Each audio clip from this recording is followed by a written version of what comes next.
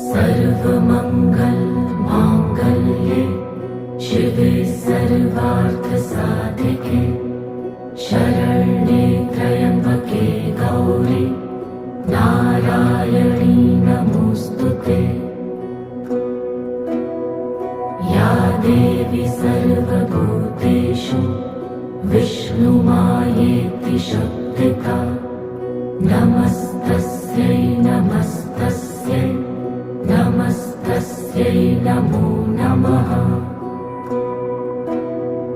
या देवी सर्वभूतेषु चैतन्येत्यभिधीयते नमस्तस्यै